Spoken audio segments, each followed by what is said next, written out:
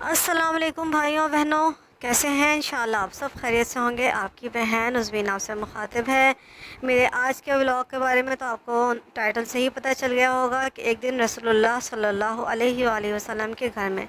دیکھیں، ہم اصل میں تو آپ کے گھر میں جا نہیں سکتے، نہ ہم آپ کے گھر کے بارے میں معلومات لے سکتے ہیں، لیکن اپنے علم کی بنا پر جو ہم تک پہنچا ہے، ہم رسول اللہ کے بارے میں جانیں گے کہ آخر آپ اپنے گھر میں کیسے رہتے تھے، آپ کے طرز گفتگو کیا تھا، آپ کے گھر کے اندر اپنی بیگمات کے ساتھ، اپنی بیٹیوں کے ساتھ کیا طور طریقہ تھا، اس کے علاوہ آپ اپنے قریبی رشتہ داروں کے ساتھ کیسے پیش آتے تھے، آپ کی ظرافت کیسی تھی، آپ کی نمازیں پڑھنا، آپ کا رونا، آپ کی خاکساری، کسی مہمان سے ملنا کیسا تھا، آپ اپنے خادموں کے ساتھ کیسے پیش آتے تھے۔ سب سے اہم بات ہم یہ جانیں گے، اور آپ ذکر الہی کیسے کرتے تھے، اپنے پڑوسیوں کے حقوق کیسے ادا کرتے تھے، اپنے رشتہ داروں کے ساتھ کیسے پیش آتے تھے۔ کتنی ساری باتیں ہیں جو ہم آج کے ولاگ میں جانیں گے کہ ہمارے پیارے رسول صلی اللہ علیہ وآلہ وسلم اپنی زندگی کو کیسے گزارتے تھے۔ تو چلیں شروع کرتے ہیں اللہ تعالیٰ کے بابرکت نام کے ساتھ۔ بسم اللہ الرحمن الرحیم۔ تمام تر تعریفیں اس اللہ کے لیے ہیں جو مہربان اور رحیم ہے، جس نے اپنے نبی کو ہدایت اور دین حق کے ساتھ بھیجا، اور درود و سلام ہو اللہ کے رسولوں کے سردار رحمت للعالمین صلی اللہ علیہ وآلہ وسلم پر۔ اللہ تعالیٰ کی حمد اور رسول اللہ پر درود و سلام کے بعد ہم شروع کرتے ہیں۔ اس زمانے میں ہمیں سب سے زیادہ دو طرح کے لوگ ملتے ہیں۔ ایک وہ جو غلو کا شکار ہیں، یعنی وہ ایسے ہیں کہ جنہوں نے رسول اللہ صلی اللہ علیہ وسلم کے بارے میں اس قدر غلو کیا ہے کہ اللہ کی پناہ، آپ شرک کے درجے تک پہنچ گئے ہیں۔ یعنی انہوں نے رسول اللہ کو مدد کے لیے پکارنا، آپ کو اپنی ہر بات اور فریاد کرنا، اور اللہ کے بجائے ان سے مانگنا شروع کر دیا ہے۔ یعنی یہ لوگ اللہ کی جگہ اللہ کے رسول کو ان کے مقابل لے ہیں، جو بالکل غلط ہے۔ اسی طرح دوسرے وہ لوگ ہیں جو آپ کی سنت اور آپ کے طریقہ کار سے بالکل غافل ہو گئے ہیں، جو یہ سمجھتے ہیں کہ ان کی زندگی صرف 1400 سال پہلے کے لوگوں کے لیے تھی، آج کے زمانے میں آج کے لوگوں کے لیے وہ مشعل راہ نہیں ہے۔ ایسا بالکل نہیں ہے۔ آپ رسول اللہ صلی اللہ علیہ وسلم کی زندگی کے لمحات ہم سب کے لیے مشعل راہ ہیں۔ آپ کی بابت علم کی انتہا یہ ہے کہ آپ صلی اللہ علیہ وآلہ وسلم بشر تھے، ہمارے پیارے رسول انسان تھے، چنانچہ آپ کے کیے گئے عمل تمام تر انسانوں کے لیے ہیں، یعنی آپ تمام تر مخلوقات کی رہبری کے لیے ہیں۔ کوئی یہ نہیں کہہ سکتا کہ آپ فرشتہ تھے یا آپ نیک لوگوں کے صرف سردار تھے تو ہم ان کو کاپی نہیں کر سکتے، بلکہ آپ ہماری طرح سے بشر تھے۔ اپنی زندگی میں ہنسے بھی، روئے بھی، بیگمات کے ساتھ خوش بھی ہوئے، اداس بھی ہوئے، بچیوں کے ساتھ اچھا وقت بھی گزارا، ناراض بھی ہوئے ہوں گے۔ ایسا تمام آپ کی زندگی میں وقت آئے ہوں گے جیسے ہماری زندگیوں میں آتے ہیں، تو آپ ہم سے اور ہم آپ سے ریلیٹ کر سکتے ہیں۔ اس کے علاوہ آپ وہ واحد انسان ہیں جن کی کمر پر نبوت کی مہر سب تھی، جو چمکتی ہوئی نظر آتی تھی اور آپ کی رسالت کی گواہی دیتی تھی۔ اللہ تعالیٰ نے آپ کے نام کو اپنے نام کے ساتھ میں ملا لیا۔ جیسے آپ دیکھیں، ہر اذان میں مؤذن 5 وقت پکارتا ہے، اشہدو ان لا الہ الا اللہ و اشہدو ان محمد رسول اللہ۔ یعنی اللہ نے آپ کے نام کو اس قدر پسند کیا کہ اپنے نام کے ساتھ میں جوڑ دیا اور آپ کا مرتبہ بلند کر دیا۔ یعنی عرش والا اگر محمود ہے تو آپ احمد ہیں۔ گویا دونوں میں کتنا اچھا جوڑ ہے، محمود اور احمد کا۔ اگرچہ اس دنیا میں تو ہم اپنے پیارے رسول صلی اللہ علیہ وآلہ وسلم کے دیدار سے محروم رہے، اور روز و شب نے ہمارے اور آپ کے درمیان دوریاں پیدا کر دیں۔ ہم آپ سے بہت سالوں کے فاصلے پہ پیدا ہوئے، صدیوں کے فاصلے پہ پیدا ہوئے، ہم آپ کو نہ دیکھ سکے، نہ آپ سے مل سکے، پھر بھی اللہ سے یہ دعا ہے کہ اے اللہ ہمیں ان لوگوں میں شامل کر دیں جن کی آرزو ہمارے رسول نے کی۔ اب آپ کہیں گے کہ ہمارے رسول نے ہماری آرزو کیسے کی، تو میں آپ کو ایک بہت اہم حدیث سنانے والی ہوں، جانیں۔ ایک دفعہ رسول اللہ نے اپنے اصحاب سے فرمایا کہ ہماری آرزو ہے کہ ہم اپنے بھائیوں کو دیکھیں۔ صحابہ نے عرض کی کہ یا رسول اللہ، کیا ہم آپ کے بھائی نہیں ہیں؟ آپ نے فرمایا نہیں، تم تو میرے ساتھی ہو، میرے بھائی تو وہ لوگ ہیں جو ابھی دنیا میں نہیں آئے۔ صحابہ نے کہا کہ یا رسول اللہ، آپ کی امتی جو ابھی تک اس دنیا میں ہی نہیں آئے ہیں، آپ انہیں کیوں کر پہچانیں گے؟ آپ نے فرمایا بھلا تم مجھے یہ بات بتاؤ، اگر کسی شخص کی سفید پیشانی ہو اور سفید ہاتھ پاؤں والے گھوڑے سیاہ مشکی گھوڑوں سے مل جائیں تو کیا وہ اپنے گھوڑوں کو نہیں پہچانے گا؟ صحابہ نے کہا بے شک وہ پہچان لے گا۔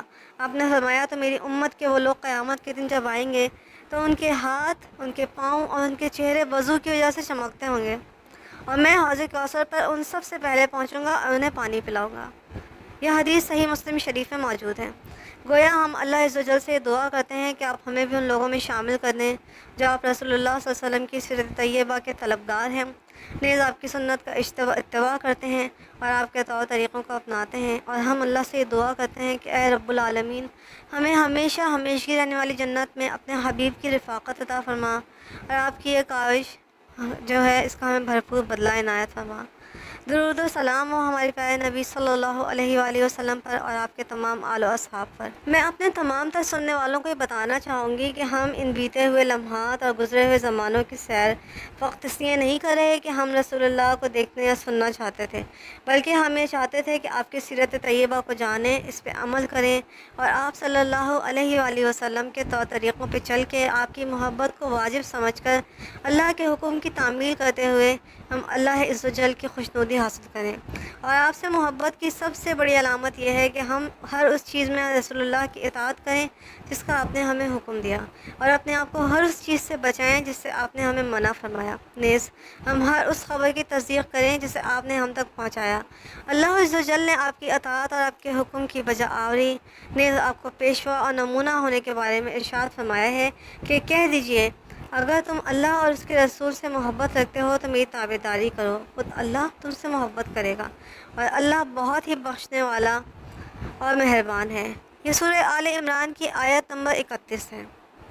اسی طرح ایک اور جگہ اللہ تبارک و تعالیٰ نے ارشاد فرمایا یقیناً تمہارے لیے رسول اللہ میں عمدہ نمونہ موجود ہے، ہر اس شخص کے لیے جو اللہ تعالیٰ کی اور قیامت کے دن کی توقع رکھتا ہے وہ بکثرت اللہ تعالیٰ کو یاد کرتا رہے۔ سورہ الاحزاب آیت نمبر 21۔ اللہ تعالیٰ نے نبی کریم صلی اللہ علیہ وآلہ وسلم کی اطاعت اور تابعداری کا ذکر قرآن شریف کے اندر 40 مرتبہ دہرایا ہے، یعنی اپنے بندوں کی سعادت اور آخرت کی نجات اتباع رسول اللہ میں رکھ دی گئی ہے، جیسے کہ اللہ تبارک و تعالیٰ نے سورہ النساء کی آیت نمبر 13-14 میں ارشاد فرمایا ہے جو اللہ اور اس کے رسول کی فرما برداری کرے گا اسے اللہ تعالیٰ جنتوں میں لے جائے گا جن کے نیچے نہریں بہہ رہی ہوں گی، جن میں وہ ہمیشہ ہمیشگی رہیں گے، اور یہ بہت بڑی کامیابی ہے۔ اور جو شخص اللہ تعالیٰ کے کی اور اس کے رسول کی نافرمانی کرے گا، اس کی مقرر کردہ حدوں سے آگے نکلے گا، اسے وہ جہنم میں ڈال دے گا جس میں وہ ہمیشہ رہے گا، اور ایسے لوگوں کے لیے رسوا کن عذاب ہے۔ دیکھیں اللہ کے رسول کی فرما برداری میں کس قدر ہمارے لیے برکتیں اور رحمت ہیں، اور اللہ اور اللہ کے رسول کی نافرمانی میں ہمارے لیے کس قدر تکلیف و اذیت ہے۔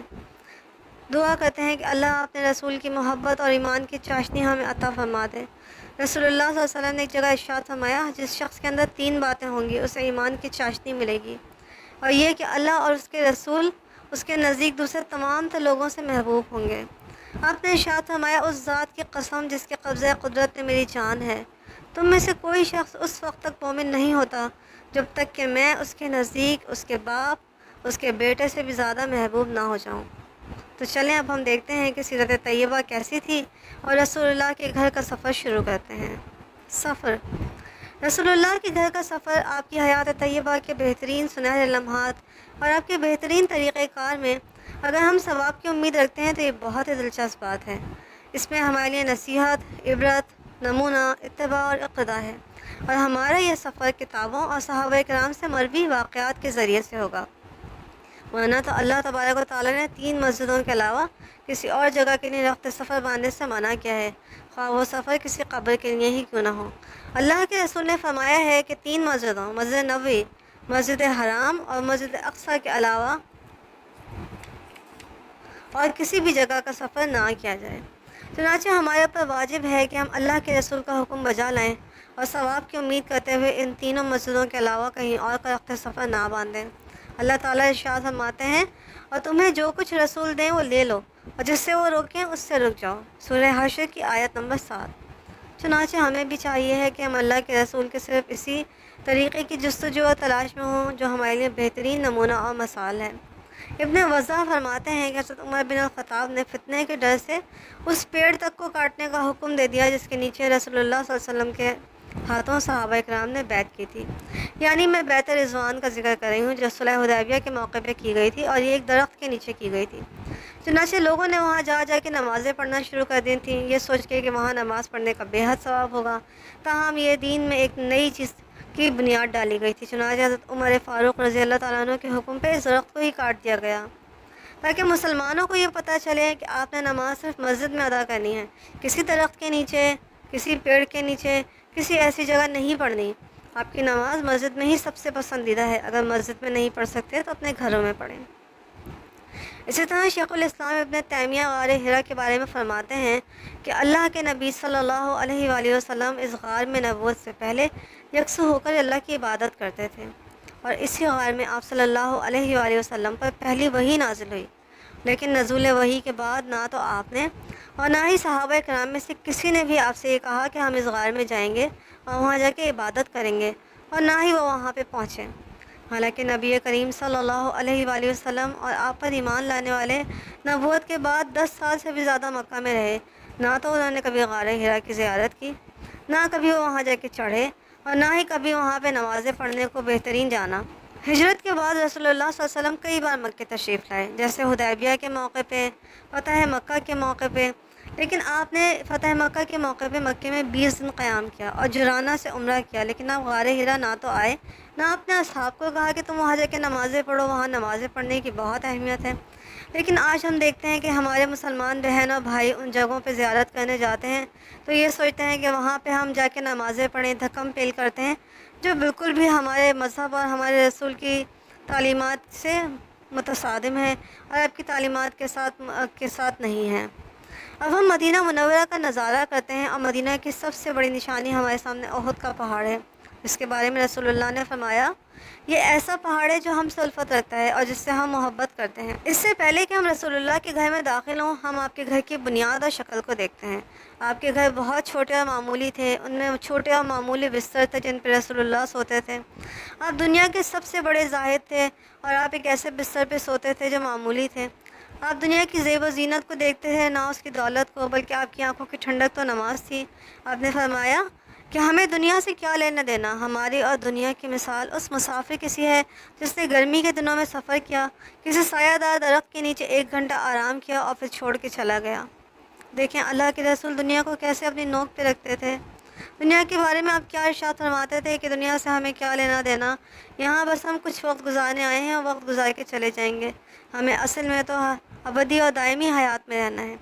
اب ہم رسول اللہ کے گھر میں آتے ہیں اور ہم مدینہ کی گلیوں میں چل رہے ہیں۔ یہ کھجور کے تنے، مٹی اور پتھروں سے بنے ہوئے ازواج مطہرات کے حجرے آتے ہیں جن کی چھتیں کھجور کی ہیں۔ حسن رحمۃ اللہ علیہ کہتے ہیں کہ میں عثمان بن عفان کے دور خلافت میں ازواج مطہرات کے گھروں میں داخل ہوتا تھا، ان کی نیچی چھتوں کو دیکھتا تھا، وہ اس قدر نیچے تھیں کہ آپ اپنے ہاتھوں سے چھو لیں۔ یہ خاکساری کا مظاہرہ کرنے والے گھر چھوٹے چھوٹے کمروں پہ مشتمل تھے، لیکن یہ ایمان، فرما برداری اور وحی رسالت سے معمور اور آباد تھے۔ رسول اللہ صلی اللہ علیہ وسلم کے اوصاف کیا تھے، اب ہم یہ جانیں گے۔ اب ہم بیت نبوی سے ہوتے ہوئے آپ کے گھر کے دروازے پہ دستک دیتے ہیں تاکہ ان پاک ہستیوں کے ساتھ جنہیں رسول اللہ صلی اللہ علیہ وسلم کے دیدار کا شرف حاصل ہوا، ہم بھی تصور کے دنیا کی سیر کو آباد کریں اور ان سے رسول اللہ کے اوصاف حمیدہ سن کے برا بن عازب فرماتے ہیں کہ رسول اللہ صلی اللہ علیہ وسلم چہرے کے اعتبار سے سب سے زیادہ خوبصورت اور اخلاق میں سب سے اچھے تھے، نہ تو آپ اتنے لمبے تھے کہ ظاہر ہوں اور نہ ہی پست قد کے تھے۔ پھر فرماتے ہیں کہ رسول اللہ درمیانے قد اور چوڑے مونڈھوں والے تھے، آپ کے بال کانوں کی لو تک آتے تھے۔ ایک بار میں نے رسول اللہ صلی اللہ علیہ وسلم کو سرخ جوڑوں میں دیکھا، میں نے آپ سے زیادہ خوبصورت کبھی کسی کو نہیں پایا۔ یہ صحیح بخاری مسلم شریف میں موجود ہے۔ اسی طرح ابو اسحاق صبری مروی کرتے ہیں کہ ایک مرتبہ برا بن عازب سے ایک آدمی نے سوال کیا کہ کیا رسول اللہ کا چہرہ تلوار کی طرح سے تھا؟ آپ نے فرمایا ہرگز نہیں، بلکہ آپ تو چاند کی طرح سے تھے۔ صحیح بخاری میں موجود ہے۔ قربان جائیں میرے پیارے حبیب صلی اللہ علیہ وآلہ وسلم میں کہ آپ کا چہرہ چاند کی طرح سے چمکتا تھا۔ حضرت انس سے مروی ہے کہ فرماتے ہیں میں نے رسول اللہ کے ہاتھوں سے زیادہ نرم کوئی چیز کبھی چھوئی ہی نہیں، اور وہ دیباج ہو یا ریشم ہو یا کوئی اور چیز ہو۔ میں نے رسول اللہ کے جسم کی خوشبو سے بڑھ کر کبھی کوئی خوشبو نہیں سونگھی۔ صحیح بخاری اور مسلم میں موجود ہے۔ آپ صلی اللہ علیہ وآلہ وسلم کے صفات مطہرہ میں سے ایک آپ کی حیا تھی، یہاں تک کہ آپ کی حیا کے بارے میں حضرت ابو سعید خدری فرماتے ہیں کہ رسول اللہ صلی اللہ علیہ وآلہ وسلم پردہ نشین کنواری لڑکیوں سے بھی زیادہ شرم والے تھے، بس جب آپ کوئی ناپسندیدہ چیز دیکھتے تو آپ کے چہرے سے معلوم ہو جاتا تھا۔ صحیح بخاری میں موجود ہے۔ یہ باتیں آپ کی حیت اور طبعی خصلتوں سے متعلق ہیں، یعنی یہ پتہ چلتا ہے کہ آپ بہت شرم و حیا والے تھے، ناپسندیدہ باتوں پہ ناراض ہوتے تھے۔ میرے ماں باپ آپ پہ قربان ہوں، اللہ تعالیٰ نے آپ کو فطری اور طبعی طور پر مکمل بنایا تھا۔ رسول اللہ کا طرز گفتگو، ہم نے رسول اللہ کے تصور کا دیدار تو کر لیا کہ میرے محبوب چاند چہرہ تھے، میرے محبوب سے زیادہ خوشبودار کوئی نہیں، میرے محبوب کے ہاتھوں سے زیادہ نرم ہاتھ کسی کے نہیں تھے، میرے محبوب بہت شرم اور حیا والے تھے۔ اب ہم آپ کے طرز گفتگو کو بھی دیکھتے ہیں کہ آخر آپ اپنے ساتھ رہنے والے اپنے اصحاب کے ساتھ، اپنی بیگمات کے ساتھ، اپنے خادموں کے ساتھ، بچوں کے ساتھ کیسے گفتگو کرتے تھے۔ ہمیں آپ کی پیاری باتوں اور آپ کے انداز گفتگو کے بارے میں معلوم کرنا ہے کہ آپ کس کیفیت سے لوگوں سے مخاطب ہوتے تھے۔ حضرت عائشہ صدیقہ فرماتی ہیں کہ اللہ کے رسول تمہاری طرح پے در پہ نہیں بولتے تھے، بلکہ آپ واضح کلام فرماتے تھے، ایک ایک بات کو ٹھہر ٹھہر کے کرتے تھے۔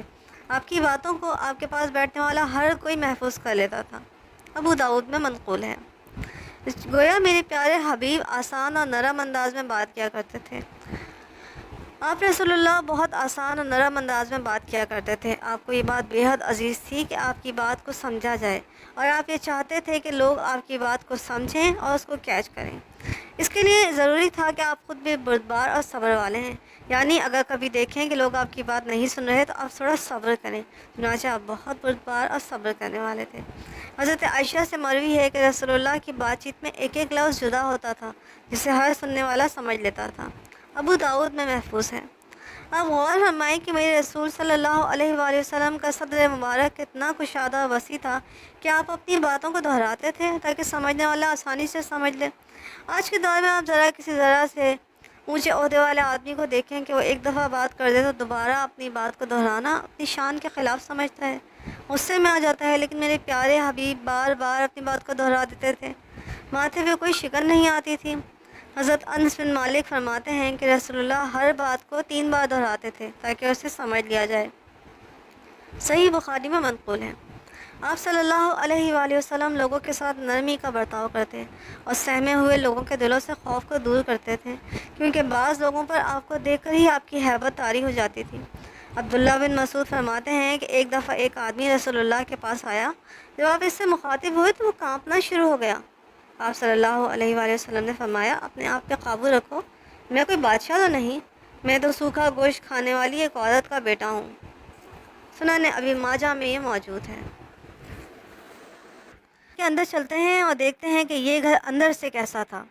ہمیں اجازت مل گئی ہے اور اب ہم رسول اللہ کے گھر کے اندر ٹھہرے ہوئے ہیں تاکہ ہم ادھر ادھر اپنی نظروں کو دوڑائیں اور صحابہ اکرام، صحابیہ اکرام، اس گھر کے فرش اور ساز و سامان کی کیفیت بیان کریں۔ ہمیں یہ معلوم ہونا چاہیے کہ ہم ان حجروں پر صرف نظر اس لیے دوڑا رہے ہیں کہ جو کچھ اس میں ہے ہم اسے اپنا نمونہ اور آئیڈیل بنائیں۔ یہ ایسا گھر ہے جس کی بنیاد تواضع اور انکساری پہ رکھی گئی تھی۔ اس گھر کی دیواروں پہ کسی زیرو کی تصویروں کے نام و نشان نہیں پائے جاتے، جبکہ آج صورتحال یہ ہے کہ اکثر لوگ اپنے گھروں کی دیواروں کو تصویروں سے سجاتے ہیں۔ رسول اللہ نے فرمایا کہ فرشتے ایسے گھر میں داخل نہیں ہوتے جس میں کتا یا تصویریں ہوں۔ پھر ہم رسول اللہ کے ذاتی استعمال میں آنے والی چیزوں کو دیکھتے ہیں۔ حضرت ثابت روایت کرتے ہیں کہ انس بن مالک نے ایک لکڑی کا بھدا سا لوہے کی تاروں سے بندھا ہوا پیالہ نکالا اور کہا کہ ثابت، یہ رسول اللہ کا پیالہ ہے، اس پیالے میں آپ پانی، شہد اور دودھ نوش فرمایا کرتے تھے۔ گویا میرے پیارے نبی جن کے لیے دنیا اور آخرت کی تمام سے بادشاہی تھی، آپ کیسے سادہ پیالے میں پانی پیتے تھے۔ انس بن مالک یہ بیان کرتے ہیں کہ رسول اللہ پانی پیتے وقت 3 مرتبہ سانس لیتے تھے، یعنی آپ برتن سے منہ ہٹا کر 3 مرتبہ سانس لیا کرتے تھے۔ آپ صلی اللہ علیہ وآلہ وسلم نے پانی کے برتن میں سانس لینے یا اس میں پھونک مارنے سے سختی سے منع فرمایا ہے، ترمذی میں موجود ہے۔ اب رہ گئی بات اس ذرا کی جسے رسول اللہ جہاد اور میدان جنگ پہ پہن کے جایا کرتے تھے، تو وہ تو گھر میں ہی نہیں ہے، کیونکہ وہ ذرا آپ نے ایک یہودی کے پاس 3 سا جو کے عوض گروی رکھ دی تھی، جو آپ نے بطور قرض دیا تھا، جیسے کہ حضرت عائشہ نے فرمایا۔ اللہ کے رسول اپنے اہل کے پاس اچانک تشریف کبھی نہیں لاتے تھے، بلکہ آپ ہمیشہ داخل ہونے سے پہلے انہیں بتاتے تھے اور زور سے سلام کرتے تھے تاکہ سب کو پتہ چل جائے کہ آپ گھر میں آ رہے ہیں۔ تو میرے بہنوں اور بھائیوں، رسول اللہ کی اس حدیث پہ غور فرمائیں کہ آپ نے فرمایا، اس سے مبارک ہو جس سے اسلام کی ہدایت ملی اور اس کی روزی اس کے لیے کافی ہو، نیز وہ اس پہ قانع ہو، ترمذی میں موجود ہے۔ اور حکمت سے بھرپور ایک دوسری حدیث میں آپ کو سناؤں گی کہ رسول اللہ نے فرمایا کہ جس نے امن کی حالت میں اپنے اہل و عیال میں صبح کی کہ اس کا جسم صحیح سالم ہو اور اس کے پاس ایک دن کی روزی ہو، تو گویا اسے دنیا کی تمام تر نعمتیں مل گئیں۔ یہ ترمذی میں موجود ہے۔ قریبی رشتہ داروں سے آپ کیسا سلوک کرتے تھے؟ ہمارے پیارے رسول صلی اللہ علیہ وسلم کے بارے میں اس قدر وفادار مشہور تھے کہ بیان کرنا مشکل ہے۔ رسول اللہ اس معاملے میں مکمل تھے، اور یہاں تک کہ کفار قریش بھی آپ کی تعریف اور مدح کرتے تھے اور آپ کو صادق اور امین جیسے نام سے پکارتے تھے۔ حضرت خدیجہ نے آپ کی صفات یوں بیان کی کہ آپ صلہ رحمی کرنے والے اور سچی بات کرنے والے تھے۔ ہمارے پیارے نبی ہیں جو اپنے حقوق میں سے ایک اہم حق اپنی والدہ کی قبر کی زیارت کے لیے جاتے ہیں، جو آپ کو 7 سال کی عمر میں چھوڑ کر دنیا فانی سے کوچ کر گئیں۔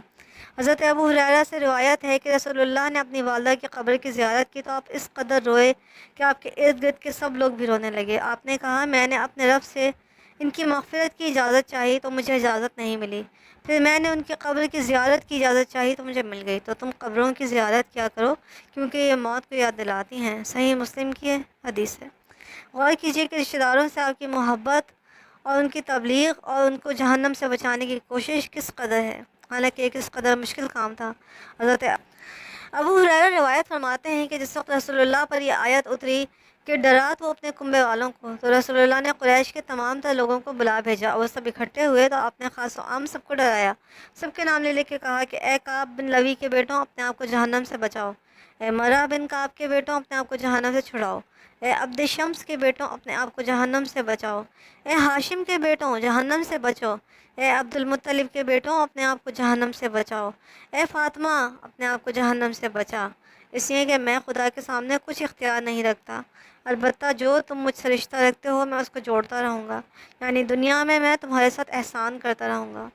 صحیح مسلم میں موجود ہے۔ یعنی یہ وہ میرے پیارے آقا ہیں جنہوں نے اپنے چچا ابو طالب کو دین کی دعوت دینے میں کوئی ملال محسوس نہ کیا اور نہ ہی تھک ہار کے بیٹھے، یہاں تک کہ جب ابو طالب کے مرنے کا قریب ہوا تو آپ تب بھی ان کو دین کی دعوت دینے تشریف لے گئے۔ تاہم ابو طالب نے کہا کہ میں عبد المطلب کے دین پر ہی مرتا ہوں۔ رسول اللہ نے کہا کہ میں اس وقت تک آپ کے لیے دعائے مغفرت کرتا رہوں گا جب تک کہ مجھے منع نہ کر دیا جائے۔ پھر یہ آیت نازل ہوئی کہ اے پیغمبر اور مومنوں کو جب مشرکوں کا دوزخی ہونا معلوم ہو جائے تو اب آپ کو مناسب نہیں کہ آپ ان کے لیے مغفرت کی دعا کریں، چاہے وہ آپ کے رشتہ دار ہی کیوں نہ ہوں۔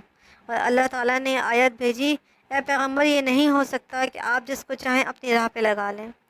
یقیناً رسول اللہ نے اپنے چچا کو ان کی زندگی میں کئی بار اسلام کی دعوت دی، ان کے مرنے کے وقت بھی ان کو دعوت دیتے رہے، تاہم ان کی قسمت میں اسلام کی قبولیت نہ تھی، لیکن ہمارے پیارے رسول نے کبھی اپنے کسی پیارے کو تنہا نہیں چھوڑا۔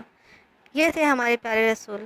اب ہم جانتے ہیں کہ ہمارے پیارے رسول اپنے گھر کے اندر کیسے تھے، کیونکہ انسان کا گھر اس کی حقیقی کسوٹی ہوتا ہے، جہاں پہ اس کے بہترین اخلاق، کمال، آداب، اچھی زندگی بیان ہوتی ہیں، کیونکہ انسان کو دیوار کے پیچھے بند کمروں میں کوئی نہیں دیکھتا، وہ اپنی بیوی، بچوں اور اپنے نوکروں کے ساتھ طبعی اور فطری حالت میں بغیر کسی ملمے کے رہتا ہے، حالانکہ وہ اس گھر کا سردار ہوتا ہے، اس گھر میں اس کا حکم چلتا ہے، اس کے ماتحت لوگ کمزور اور ضعیف ہوتے ہیں، تاہم وہ ان سے کیسے پیش آتا ہے یہ سب سے زیادہ اہم ہے۔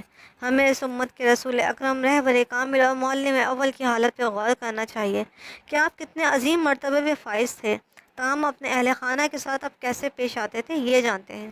حضرت عائشہ سے جب کسی نے پوچھا کہ رسول اللہ اپنے گھر کے اندر کیسے تھے تو آپ نے فرمایا کہ آپ انسانوں میں سے ہی ایک انسان تھے، اپنے کپڑے سی لیتے تھے، اپنی بکری کا دودھ دوہتے تھے اور اپنے تئیں خدمت میں لگے رہتے تھے۔ ترمذی میں موجود ہے۔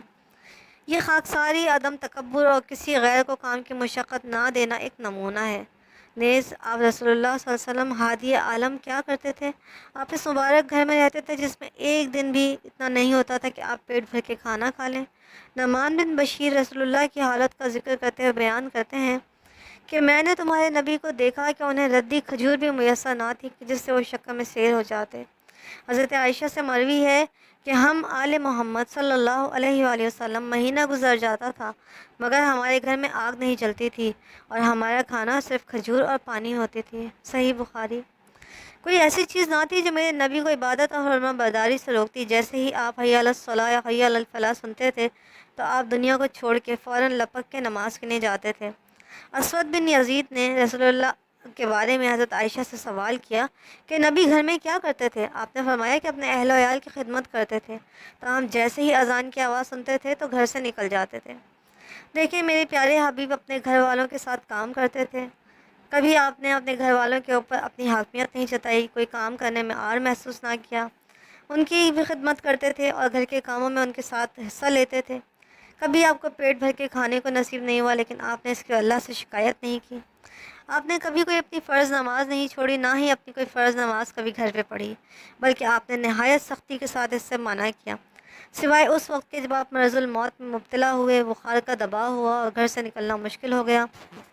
اب رسول اللہ صلی اللہ علیہ وسلم کا طور طریقہ، انسان کے حرکات و سکنات سے ہی اس کی دانشمندی کی پہچان اور اس کے دل کے بھید کی عکاسی ہو جاتی ہے۔ آپ رسول اللہ کے اخلاق اور عادات اور اطوار کے بارے میں سب سے زیادہ جاننے والی اور بیان کرنے والی ام المومنین حضرت عائشہ صدیقہ رضی اللہ تعالیٰ عنہ تھیں۔ آپ بیان فرماتی ہیں کہ رسول اللہ نہ تو بد زبان تھے، نہ فحش گو تھے، نہ ہی اونچی آواز میں بولتے تھے اور نہ ہی برائی کا جواب برائی سے دیتے تھے، بلکہ آپ معاف فرماتے تھے اور درگزر سے کام لیتے تھے۔ مسند احمد میں ہے۔ رسول اللہ صلی اللہ علیہ وسلم کے اوصاف کے بارے میں ہم کیا بیان کریں کہ آپ سراپا رحمت، ہدایت اور نعمت تھے۔ آپ کے نواسے حضرت حسین بیان کرتے ہیں کہ میں نے اپنے والد حضرت علی سے رسول اللہ کی سیرت کے بارے میں پوچھا تو آپ نے فرمایا کہ نبی صلی اللہ علیہ وسلم خوش مزاج تھے، بہترین اخلاق والے، نرمی برتنے والے، نہ تو فحش گو تھے اور نہ ہی سخت دل تھے، نہ اونچی آواز میں بولتے تھے، نہ کسی میں عیب لگاتے تھے اور نہ ہی بخیلی کرتے تھے، اپنی ناپسندیدہ چیزوں کی پرواہ نہیں کرتے تھے۔ آپ سے امیدیں وابستہ کرنے والا کبھی مایوس اور ناامراد نہیں ہوتا تھا۔ آپ نے ہمیشہ اپنے آپ کو 3 چیزوں سے دور رکھا: نمود و نمائش سے، زیادہ بولنے سے اور لایانی گفتگو کرنے سے، اور لوگوں کو 3 باتوں سے آزاد رکھا، یعنی نہ آپ نے کبھی کسی کی مذمت کی، نہ کسی کی عیب جوئی کی اور نہ ہی کسی کی پوشیدہ باتوں کو ظاہر کیا۔ آپ صرف وہی بات کرتے تھے جس میں ثواب کی امید ہو۔ جب آپ بات کرتے تھے تو اہل مجلس سر جھکا کے یوں خاموش ہوتے تھے گویا کہ ان کے سروں پہ چڑیاں بیٹھی ہوئی ہیں۔ پھر جب آپ کی بات پوری ہو جاتی تب وہ بولتے۔ آپ کے اصحاب یا آپ کی مجلس میں سے اگر کبھی کوئی بولتا تھا تو آپ خاموش ہو کے اس کی بات سنتے تھے، کبھی بات کرنے والے کو نہیں ٹوکتے تھے۔ دیکھیں کس قدر پیارے اوصاف تھے، یہ خصلتیں تھیں ہمارے رسول کی، ان کو اپنانے کی کوشش کرنا چاہیے، لیکن ان کے لیے ہمیں اپنے نفس سے جہاد کرنا پڑے گا، جو بہت اہم ہے۔ سرور کائنات کا اپنی بیٹیوں کے ساتھ سلوک۔ جاہلیت کے زمانے میں بیٹی کی پیدائش والدین کے حق میں نہیں بلکہ ان کے پورے خاندان کے لیے ایک سیاہ دن تصور ہوتی تھی، اور نوبت یہ آ جاتی تھی کہ لوگ رسوائی کے خوف سے اپنی ہی بچیوں کو خود زندہ درگور کرتے تھے۔ لڑکیوں کو زندہ دفن کرنا ایک ایسا عمل تھا جو یہ بتاتا تھا کہ عربوں کے معاشرے میں سخت دلی تھی اور بچیوں کے لیے کہیں کوئی شفقت یا محبت نہیں تھی۔ بچیوں کو زندہ دفن کرنا ان کی عادت تھی اور وہ اس کو اپنا ایک فن سمجھتے تھے۔ کچھ ایسے شقی دل لوگ بھی تھے کہ جنہوں نے بعد میں اپنا قصہ سنایا، جیسے کہ ایک آدمی نے اسلام لانے کے بعد بتایا کہ جب ان کی بچی پیدا ہوئی تو انہوں نے اسے اس کی ماں کے پاس چھوڑ دیا۔ جب وہ بچی 6 برس کی عمر میں پہنچی تو اس کی ماں کے پاس گئے اور ماں سے کہا کہ میری بچی کو تیار کرا دو، میں اسے سیر کرا کے لاؤں گا، اور بچی کو لے کے صحرا میں پہنچ گئے، جہاں انہوں نے بچی کے لیے ایک کنواں کھود رکھا تھا۔ اس کنویں میں بچی کو زندہ پھینک کر آ گئے۔ وہ چیختی چلاتی رہی، فریادیں کرتی رہی، لیکن مڑ کے نہ دیکھا۔ کس قدر سخاوت کی بات ہے، کس قدر شقی القلبی کی بات ہے۔ ذرا سوچیں کہ ایک باپ اپنی اولاد کو زندہ کنویں میں پھینک کر آ جائے۔ اس جہالت بھرے وقت میں، اس جہالت بھرے مجمع میں اللہ نے اپنے رسول کو مبعوث فرمایا جو دین حنیف کو لے کر آئے، جس نے عورت کو ماں، بیوی، بہن اور بیٹی کے روپ میں عزت دی۔ آپ صلی اللہ علیہ وسلم اپنی بیٹیوں سے بے انتہا محبت کرتے تھے، چنانچہ حضرت فاطمہ جب بھی آپ کے پاس آتی تو آپ اپنی جگہ سے کھڑے ہو جاتے، ان کے ہاتھوں کو چومتے اور انہیں مجلس میں خاص جگہ عطا کرتے۔ اسی طرح آپ بھی، حضرت فاطمہ بھی آپ صلی اللہ علیہ وسلم سے محبت فرماتی۔ رسول اللہ اپنی بیٹیوں سے بے انتہا محبت کرتے تھے، چنانچہ حضرت فاطمہ جب بھی کبھی آپ کے پاس آتی ہیں تو آپ ان کا ہاتھ پکڑ کے چومتے اور انہیں مجلس میں خاص جگہ پہ بٹھالتے۔ بالکل ایسے ہی حضرت فاطمہ بھی آپ سے محبت کرتی تھیں۔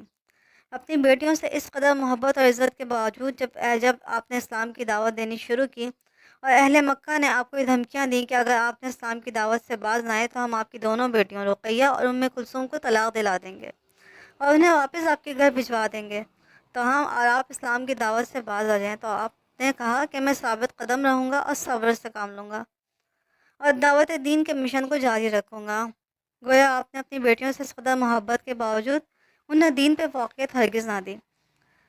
آپ صلی اللہ علیہ وسلم کی اپنی بیٹیوں کے لیے بہترین استقبال اور خوش دلی کی صورتوں میں سے ایک حضرت عائشہ بیان فرماتی ہیں کہ ایک دفعہ رسول اللہ کی تمام بیویاں ایک جگہ پہ جمع ہوئیں، یہاں تک کہ کوئی بھی باقی نہ رہی۔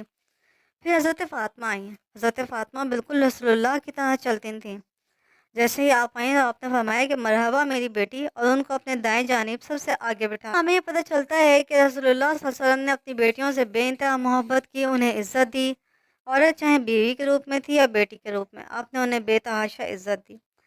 ایک دفعہ حضرت فاطمہ نے رسول اللہ صلی اللہ علیہ وسلم سے شکایت فرمائی کہ آپ کے ہاتھوں میں چھالے پڑ گئے ہیں، تو آپ کو ایک خادم کی ضرورت ہے۔ رسول اللہ نے ان سے کہا کہ کیا میں تمہیں کسی لونڈی یا غلام سے بہتر بات نہ بتاؤں؟ حضرت فاطمہ نے پوچھا کیا؟ آپ نے کہا جب تم اپنے بستر پر سونے کے لیے جاؤ تو 34 بار اللہ اکبر، 33 بار سبحان اللہ اور 33 بار الحمدللہ کہو۔ یہ دونوں تمہارے لیے لونڈی اور غلاموں سے بہت بہتر ہیں۔ ہمارے لیے رسول اللہ کے صبر و تحمل میں ایک بہترین نمونہ ہے۔ حضرت فاطمہ کے علاوہ آپ کی تمام تر اولادیں یعنی بیٹے اور بیٹیاں آپ کی زندگی میں ہی فوت ہو گئیں، لیکن نہ تو آپ نے اپنے گالوں کو پیٹا، نہ اپنے دامن کو چاک کیا اور نہ ہی تعزیت کی دعوت دی، بلکہ آپ اللہ کے اس فیصلے پہ راضی رہے اور صبر سے کام لیا۔ رسول اللہ نے ہمارے لیے پرعظمت وصیتیں اور حکمت سے بھرپور احادیث چھوڑی ہیں جو غم زدہ مصیبت کے ماروں کے لیے غمگسار ہیں۔ انہی حدیثوں میں سے ایک احادیث بیان کرتے ہیں کہ رسول اللہ نے کہا، ہم سب اللہ کے ہیں اور ہم سب اسی کی طرف لوٹ جانے والے ہیں۔ اے اللہ تو ہمیں مصیبت کا ثواب دے اور اس کے بدلے میں اس سے اچھا عنایت فرما۔ چنانچہ اللہ تعالیٰ نے رسول اللہ کی اس دعا کو کہ انا للہ و انا الیہ راجعون کو مصیبت زدہ لوگوں کے لیے ایک انعام بنا دیا۔ نے اس صبر کرنے والوں کو اجر عظیم کا وعدہ کیا اور قیامت کے دن کے ثواب کی بشارت دی۔ سورہ زمر میں اللہ تعالیٰ نے فرمایا کہ صبر کرنے والوں کو ہی ان کا پورا پورا اور بے شمار اجر دیا جاتا ہے۔ رسول اللہ کی ازدواجی زندگی کے بارے میں جانتے ہیں۔ کسی بھی فیملی میں ایک عورت کو ایک بنیادی اور مرکزی مقام حاصل ہوتا ہے۔ دراصل دیکھیں، کوئی بھی فیملی ایک چھوٹا سا خاندان، ایک چھوٹی سی دنیا ہوتی ہے جس میں ایک مرد اور عورت مل کے اپنے بچوں کی پرورش کرتے ہیں اور انہیں اس دنیا میں زندگی بسر کرنے کے قابل بناتے ہیں۔ تو انسان کو فطری طور پہ سب سے زیادہ قربت اور تسکین اپنے گھر سے ہی حاصل ہوتی ہے۔ رسول اللہ نے ارشاد فرمایا کہ پوری دنیا فائدے کی چیز ہے اور سب سے زیادہ فائدہ مند چیز ایک نیک بیوی ہے۔ رسول اللہ کے اخلاق حسنہ اور اچھائیوں کے بارے میں آپ کی بیگمان سے زیادہ کون بتا سکتا تھا؟ حضرت عائشہ صدیقہ کو آپ کے نام کے آخری حرف کو حذف کر کے یا عائش کہتے تھے۔ حضرت عائشہ فرماتی ہیں کہ رسول اللہ مجھے اکثر خوشخبری سنا کے کہتے تھے کہ یا عائش، یہ جبریل ہیں جو تمہیں سلام عرض کر رہے ہیں۔ یعنی ایک بیوی کے لیے اس سے زیادہ خوشی کی بات اور کیا ہو سکتی تھی کہ اس کا شوہر اسے اپنا محبوب سمجھے۔ یہ وہ بہترین اخلاق تھے جو ہمارے رسول نے ہمیں دیے، یہ وہ بہترین معاشرت تھی جو ہمیں سکھائی، اور یہ وہ محبت تھی جو آپ نے اپنی بیویوں سے روا رکھی۔ حضرت عائشہ فرماتی ہیں کہ میں جب پانی پیتی تھی اور برتن رکھتی تھی تو رسول اللہ اسی جگہ سے منہ لگا کے پانی پی لیتے تھے جہاں سے میں نے پیا ہوتا تھا، حالانکہ میں حائضہ بھی ہوتی تھی، اور جب میں ہڈی کو نوچتی تھی تو رسول اللہ اسی جگہ سے منہ لگا لیتے تھے جہاں سے میں نے نوچا ہوتا تھا۔ نبی کریم صلی اللہ علیہ وسلم ایسے نہیں تھے جیسے کہ لوگ آپ پہ الزام لگاتے ہیں کہ آپ اپنی بیگمات کا خیال نہیں رکھتے تھے، بلکہ ہمارے رسول سے زیادہ کوئی عورتوں کو عزت دینے والا نہیں تھا۔ ہمارے رسول نے ہمیں تعلیم دی کہ اپنی بیگمات کا کیسے خیال رکھا جائے، ان سے محبت کی جائے۔ ایک دفعہ عمرو بن العاص سے روایت ہے کہ انہوں نے رسول اللہ سے پوچھا کہ لوگوں میں آپ کے نزدیک سب سے محبوب کون ہے؟ آپ نے فرمایا عائشہ، یعنی اپنی بیگم کا ہی نام لیا۔ ایسا کون ہو سکتا ہے کہ جو اپنی بیگمات سے اس قدر محبت کرتا ہو اور وہ ان کا خیال نہ رکھتا ہو؟ اسی طرح سے حضرت عائشہ سے مروی ہے کہ ایک مرتبہ میں رسول اللہ کے ساتھ سفر پہ نکلی، اس وقت میں دبلی پتلی اور نازک اندام تھی، تو ہم نے فیصلہ کیا کہ ہم دوڑ کے ریس کا مقابلہ کرتے ہیں، اور میں اس میں رسول اللہ سے جیت گئی تو آپ خاموش رہے۔ پھر کچھ عرصے بعد ہم جب ایک اور سفر میں نکلے تو ہم نے دوبارہ ریس کے مقابلے کا حصہ لیا۔ اس وقت تک چونکہ میں بھاری ہو چکی تھی، اس لیے میں ریس میں رسول اللہ سے پیچھے رہ گئی اور آپ بہت مسکرائے۔ یعنی دیکھیں، میاں بیوی ایک دوسرے کے ساتھ ہنس رہے ہیں، کھیل رہے ہیں، خوش ہو رہے ہیں، ریس لگا رہے ہیں۔ اس سے زیادہ آپ میاں بیوی کی زندگی کو بہتر بنانے کے لیے اور کیا چاہیے؟ امام بخاری روایت کرتے ہیں کہ جب حضرت صفیہ بنت حیی سے شادی کر کے آپ غزوہ خیبر کے بعد واپس لوٹے تو آپ نے حضرت صفیہ کے اونٹ کے گرد ایک پردہ لگا ہوا تھا، تو جب آپ اترنے لگیں تو رسول اللہ اس اونٹ کے پاس اپنا گھٹنا رکھ کے بیٹھ گئے تاکہ حضرت صفیہ آپ کے گھٹنے پہ اپنا پاؤں رکھ کے آرام سے اترنا ہے۔ دیکھیں کس قدر خیال رکھنا ہے اور کہ خواتین کو عزت دینا ہے کہ عورتوں کو آپ ہر تکلیف اور پریشانی سے بچا رہے ہیں اور خود وہ تکلیفیں اٹھا رہے ہیں۔ ہمارے پیارے رسول صلی اللہ علیہ وآلہ وسلم نے 11 خواتین سے شادی کی جو امہات المومنین کے نام سے مشہور ہوئیں، ان میں سے 9 رسول اللہ کی زندگی میں ہی وفات پا چکی تھیں۔ ان پاک باز بیویوں کو بہت ہی بلند مرتبہ اور عزت حاصل ہوئی۔ ہمارے پیارے رسول نے سن رسیدہ، بیوہ، مطلقہ اور ناتوان ہر قسم کی عورتوں سے شادیاں کیں۔ آپ کی 11 بیویوں کے دوران میں صرف حضرت عائشہ صدیقہ ہی ایک کنواری بیوی تھیں۔ رسول اللہ نے امہات المومنین کے ساتھ شادی کر کے عدل اور انصاف کی نایاب مثال قائم کی۔ حضرت عائشہ فرماتی ہیں کہ جب رسول اللہ سفر کا ارادہ کرتے تو اپنی بیویوں کے درمیان قرآن اندازی کرتے اور جس کا نام نکل آتا وہی ساتھ میں جاتی۔ اسی طرح سے حضرت انس فرماتے ہیں کہ رسول اللہ کے پاس کی 9 بیویاں تھیں، آپ ان کے پاس باری باری جایا کرتے، ہوتا اسی کے پاس جاتے۔ حضرت ابو ہریرہ رضی اللہ تعالیٰ عنہ فرماتے ہیں کہ رسول اللہ نے ارشاد فرمایا کہ اللہ اس آدمی پر رحم فرمائے جو رات میں بیدار ہوا اور تہجد کی نماز ادا کی، پھر اپنی بیوی کو بیدار کیا اور اس نے بھی نماز ادا کی، اگر جاگنے سے انکار کیا تو اس کے چہرے پہ پانی چھڑکا، اور اللہ تجھ پہ رحم فرمائے، اور اس عورت پر بھی رحم فرمائے جس نے رات میں نیند سے اٹھ کے نماز تہجد ادا کی، پھر اپنے شوہر کو جگایا تو اس نے بھی نماز پڑھی، اور اگر اٹھنے سے انکار کیا تو اس کے چہرے پہ پانی کے چھینٹے مارے۔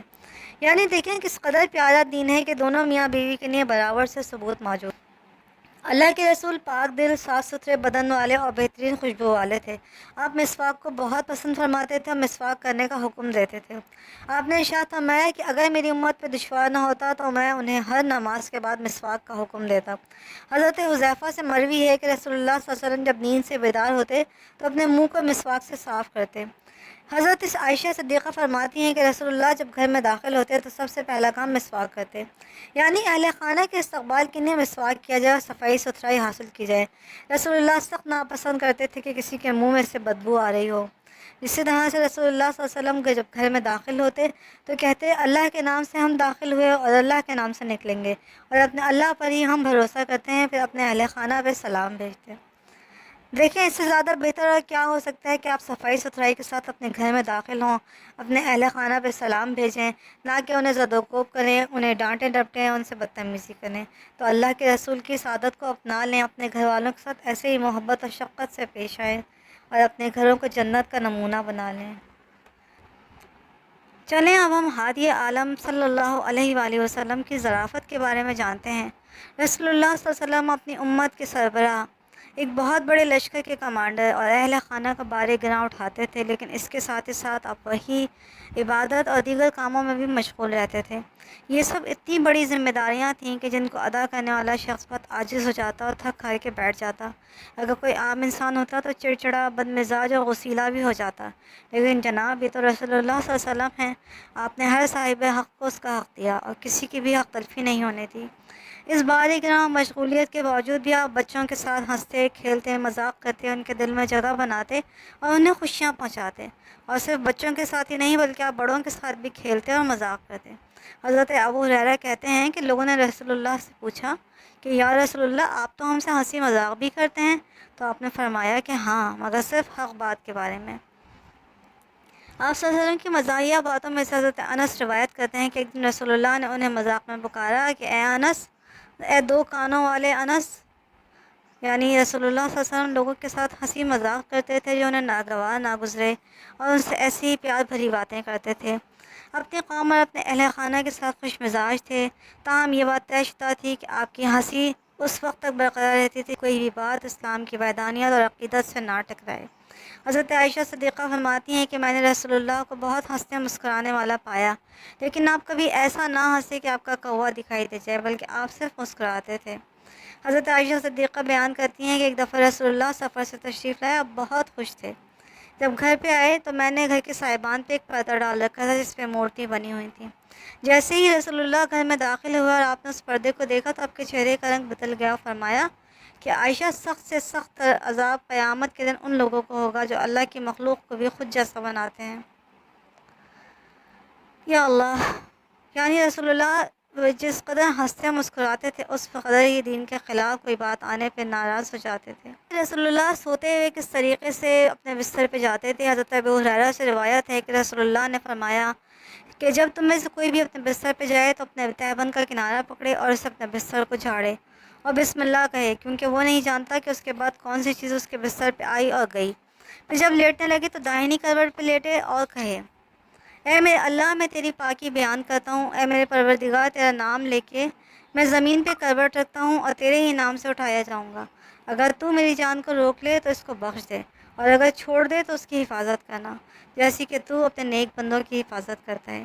گویا کہ رسول اللہ نے اپنے تمام مومن بندوں اور عورتوں کو ایک پیغام دیا کہ جب بھی لیٹیں اپنے بستر کو جھاڑیں، ہمیشہ اپنی داہنی کروٹ پہ لیٹیں اور اللہ سے حفاظت کی دعا کر کے لیٹیں۔ ہر مسلم مرد و زن کے لیے آپ نے ارشاد فرمایا کہ جب بھی تم اپنے بستر پہ جاؤ تو نماز کے لیے وضو کی طرح سے وضو کرو اور پھر اپنے داہنے پہلو پہ سو جاؤ۔ حضرت عائشہ صدیقہ فرماتی ہیں کہ رسول اللہ ہر رات کو جب بھی سونے کے لیے آتے تو اپنی ہتھیلیاں ملا کے ان پہ پھونکتے اور یہ صورتیں پڑھتے: قل هو اللہ احد سورہ اخلاص، قل اعوذ برب الفلق سورہ فلق، قل اعوذ برب الناس سورہ ناس۔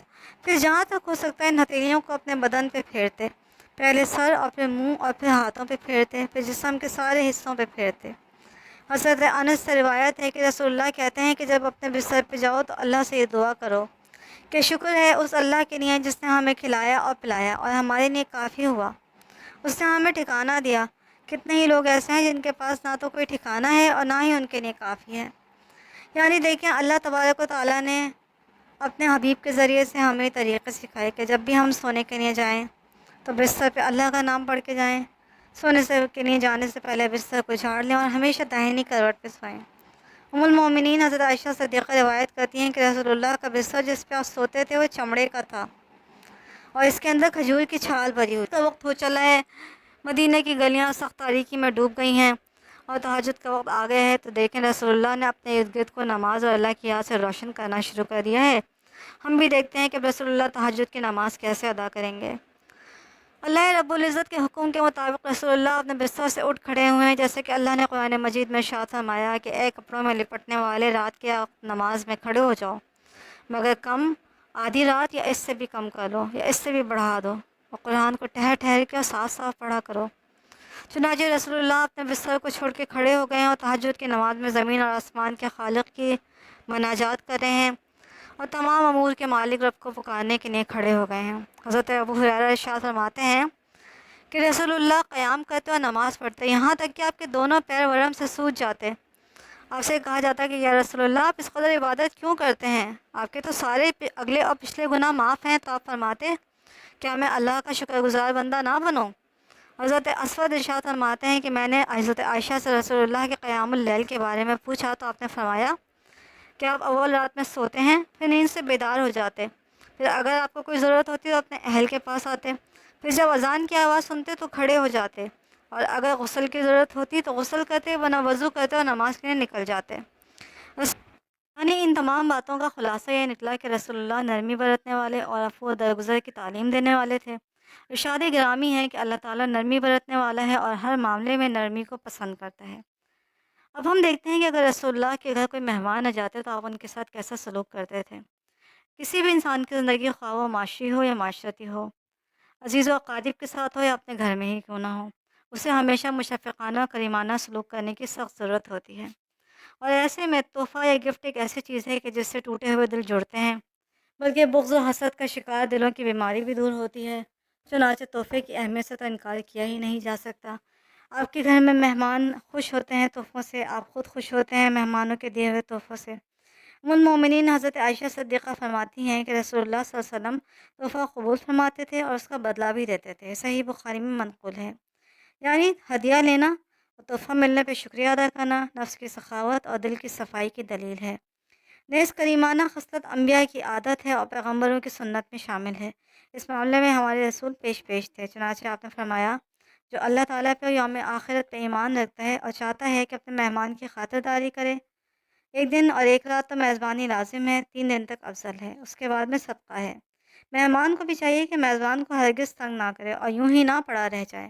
صحیح بخاری میں موجود ہے کہ قسم ہے اللہ کی، نہ تو زمین اور اس کے نشیب و فراز نے، اور نہ ہی حجاز نے، اور نہ ہی جزیرہ عرب نے، اور نہ ہی شرق و غرب نے رسول اللہ صلی اللہ علیہ وسلم سے بڑھ کے کوئی شریف یا کریم النفس دیکھا ہے، اور نہ ہی یہ زمین کبھی دیکھے گی۔ ذرا سی توجہ فرمائیں تاکہ رسول اللہ کے درج ذیل واقعات کو سنیں اور ان سے نصیحت حاصل کریں۔ حضرت سہل بن سعد سے مروی ہے کہ ایک عورت رسول اللہ کے پاس آئی اور ایک بنی ہوئی چادر آپ کو تحفے میں پیش کی اور کہنے لگی کہ میں اسے اپنے ہاتھوں سے آپ کے لیے بن کر لائی ہوں، آپ اسے پہنیں۔ رسول اللہ نے اس چادر کو محسوس کرتے ہوئے لے لیا اور اس کو اپنے تہبند پہن کے باہر بنا کے پہن لیا۔ جب آپ باہر نکلے تو ایک شخص نے کہا کہ اتنی ہی عمدہ چادر ہے رسول اللہ کہ آپ یہ مجھے عنایت کریں گے؟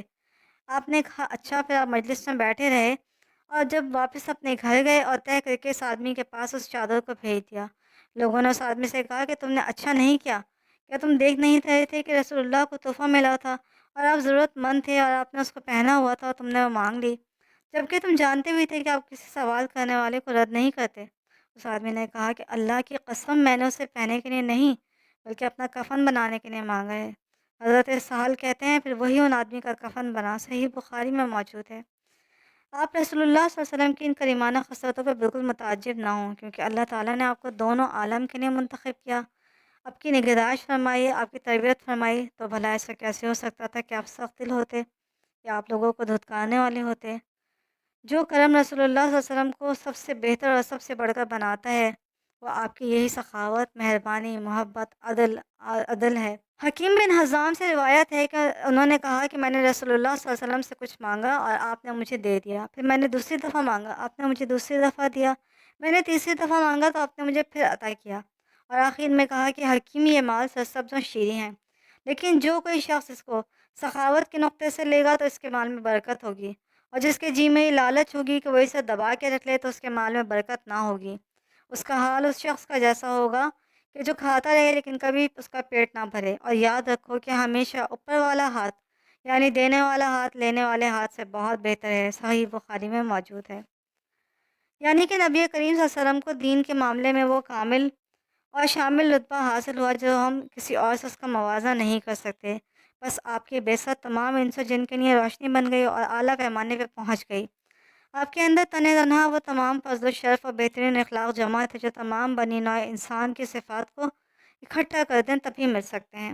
حضرت جابر سے روایت ہے کہ کبھی بھی ایسا نہ ہوا کہ کسی نے رسول اللہ سے کوئی چیز مانگی ہو اور اس کو نہ ملی ہو، بلکہ آپ اس قدر سخی تھے کہ اگر کوئی آپ سے مانگتا اور آپ کے پاس وہ چیز ایک ہی ہوتی تو تب بھی آپ مسکرا کے وہ اس کو دے دیتے تھے۔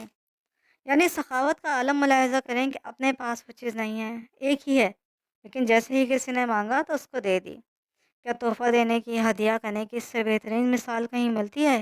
یا مانگنے والے کو دینے کی اس سے بہترین مثال کوئی ڈھونڈ کے بتائیں؟ جریر بن عبداللہ فرماتے ہیں کہ کبھی بھی رسول اللہ صلی اللہ علیہ وسلم نے کسی کو اپنے پاس آنے سے نہ روکا۔ جب سے میں اسلام لایا ہوں آپ نے مجھے جب بھی دیکھا ہمیشہ مسکرا کے ملے۔ یعنی یہ دلیل کس قدر اہم ہے کہ آپ اپنے بھائی کو جب دیکھتے تو مسکراتے، گویا کہ مسکراہٹ ایک بہت بڑا صدقہ ہے۔ حضرت عبداللہ بن الحارثہ کہتے ہیں کہ میں نے رسول اللہ سے زیادہ مسکرانے والا کوئی شخص ہی نہیں دیکھا تھا۔ یعنی دیکھیں، مہمان، دوست، بھائی، بیگمات، غلام، بچے، بیٹیاں، سب گواہی دے رہے ہیں کہ آپ سے زیادہ سخی، آپ سے زیادہ مسکرانے والا، محبت کرنے والا، مہربان ہم نے کوئی نہیں دیکھا۔ اب ایک واقعہ ذرا خادم سے بھی سن لیں۔ حضرت انس نے رسول اللہ صلی اللہ علیہ وسلم کی جو اوصاف بیان کیے ہیں، شاید ہی کوئی ایسا شخص ہو جو آپ کے اوصاف سے ملتا ہو، یا وہ صفتیں کسی اور شخص کے اندر پائی جاتی ہوں، جبکہ حضرت انس آپ کے غلام تھے لیکن پھر بھی آپ کی اس قدر تعریف کرتے تھے کہ رسول اللہ شفقت و مہربانی کے پیکر تھے۔ اگر کوئی آپ سے سوال کرتا تو آپ اس کی طرف متوجہ ہوتے اور سائل سے اس وقت تک منہ نہ موڑتے جب تک کہ سائل خود نہ چلا جائے۔ اگر کوئی آپ کا ہاتھ پکڑ لیتا تو آپ اس سے کبھی اپنا ہاتھ نہ چھڑاتے جب تک کہ وہ آدمی خود نہ چھوڑے۔ دیکھیں، حاصل کلام یہ ہے کہ جو نبی مہمان کی اس قدر عزت کرتا ہے اور مہمان کو اس قدر دل جمعی کے ساتھ اپنے گھر میں رکھتا ہے، اس کو جو مانگتا ہے دیتا ہے، تو بھلا وہ اپنی امت پہ مہربان و شفیق کیوں نہ ہوگا۔ تاہم یہ بات یاد رکھیں کہ آپ جیسے ہی کوئی خلاف شرع کام دیکھتے تو فوراً ٹوکتے۔ لہٰذا عبداللہ بن عباس سے روایت ہے کہ رسول اللہ نے ایک آدمی کے ہاتھ میں سونے کی ایک انگوٹھی دیکھی۔ اب جانتے ہیں کہ ہمارے پیارے رسول کا بچوں کے ساتھ کیا رویہ تھا اور آپ بچوں سے کیسے پیش آتے تھے۔ سخت دل لوگ تو ویسے ہی اس بات سے ناشنا ہوتے ہیں کہ بچوں کے لیے رحمت اور محبت کیا چیز ہوتی ہے، نہ ان کے دلوں میں نرمی کی کوئی جگہ ہوتی ہے، بلکہ ان کی مثال تو ایک سخت پتھر کی طرح ہوتی ہے جو محبت کے لمس سے نہ آشنا ہوتا ہے۔ تاہم یہ تو رسول اللہ تھے، اللہ کے پیارے نبی تھے، محبت کرنے والے تھے، مرحمت کرنے والے تھے، تو یہ کیسے ہو سکتا ہے کہ وہ شخص جسے اللہ نے محبت اور نرمی سے لبریز دھڑکتا ہوا دل دیا ہو، وہ بچوں کے لیے سرتاپا رحمت اور شفقت نہ ہو؟ حضرت انس فرماتے ہیں کہ رسول اللہ کے بیٹے حضرت ابراہیم جب پیدا ہوئے تو آپ نے انہیں اپنے سینے سے لگا لیا، بوسہ دیا اور سونگا۔ اس سے زیادہ دیکھیں محبت کی اور کیا مثال ہوگی کہ آپ چھوٹے بچوں کو اپنے سینے سے لگائیں۔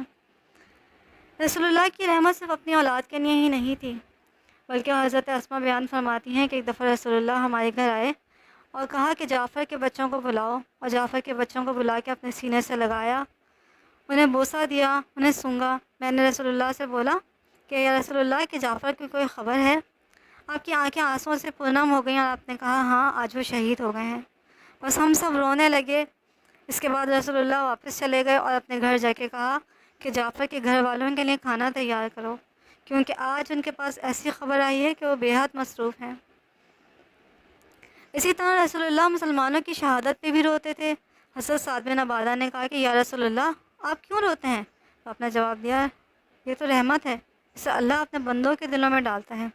اسی طرح جب آپ کے بیٹے حضرت ابراہیم کی وفات ہوئی تو آپ کی آنکھوں میں آنسو آ گئے۔ یہ دیکھ کر حضرت عبد الرحمن بن عوف نے پوچھا کہ اے اللہ کے رسول کیا آپ روتے ہیں؟ تو آپ نے فرمایا ہاں عوف یہ تو اللہ کی رحمت ہے۔ پھر آپ دوبارہ روئے اور فرمایا آنکھ تو آنسو بہاتی ہے اور دل کو بھی رنج ہے، پر ہم زبان سے وہی کہیں گے جو ہمارے پروردگار کو پسند ہے۔ بے شک ابراہیم ہم تمہارے فراق میں غم زدہ ہیں، لیکن اللہ کو نہیں بھولیں گے۔ دیکھیں اللہ کے رسول کتنی تکلیف دہ وقت میں رو رہے ہیں، لیکن صبر کا دامن ہاتھ سے نہیں چھوڑ رہے ہیں۔ آپ ہمیں اس بات کی دعوت دے رہے ہیں کہ ہم بھی اس کو اپنائیں اور اس پہ عمل کریں، کیونکہ اس وقت اگر دیکھیں تو عام طور پہ لوگ بچوں سے محبت اور ان کی قدر و قیمت کے احساس کو کھو چکے ہیں۔ یہ بھول گئے ہیں کہ یہ بچے آگے جا کے ماں باپ اور امت کی اہم شخصیات بنیں گے۔ یہ وہ فجر صادق ہیں جن کی مسلم امہ کب سے انتظار کر رہی ہے۔ ہم جہالت، غرور، کم خیالی اور تنگ نظری کی وجہ سے اپنے ان بچوں کے لیے اپنے دلوں کو بند کر چکے ہیں اور محبتوں کو ضائع کر چکے ہیں، لیکن ہمارے حبیب نے ہمیشہ ان بچوں کے لیے اپنے دل کو کشادہ رکھا۔ آپ نے بچوں سے محبت اور ان کی قدر کی اور ان کو بلند مرتبہ عطا فرمایا۔ حضرت انس فرماتے ہیں کہ جب رسول اللہ بچوں کے پاس سے گزرتے تو ان کو سلام کرتے تھے، اس لیے میں نے بھی یہ معمول بنا لیا تھا کہ میں جب بھی بچوں کے پاس سے گزرتا تو انہیں سلام کرتا ہوا جاتا۔ ماشاءاللہ کس قدر بچوں کی عزت ہے، بچوں کی محبت ہے۔ بچوں کے انداز میں غیر معمولی حرکت ہوتی ہے جس سے بڑے لوگ تھکاوٹ محسوس کرتے ہیں، لیکن اس کے باوجود بھی ہمارے پیارے حبیب کبھی بچوں پہ ناراض ہوتے، نہ انہیں جھڑکتے، نہ انہیں ملامت کرتے، بلکہ ان کے ساتھ نرمی اور اطمینان سے کام لیتے۔ حضرت عائشہ کہتی ہیں کہ رسول اللہ کے پاس اکثر بچوں کو لایا جاتا اور ان پہ دعا پھکوائی جاتی۔ ایک دفعہ رسول اللہ کے پاس ایک بچہ آیا اور اس نے آپ کی گود میں آ کے آپ کے کپڑوں پہ پیشاب کر دیا۔ رسول اللہ نہ ناراض ہوئے، نہ چیخے، نہ چلائے، اس بچے کو اس کی ماں کی گود میں دے دیا اور آپ نے پانی منگا کر اپنے کپڑوں کو پانی کے چھینٹوں سے دھو دیا۔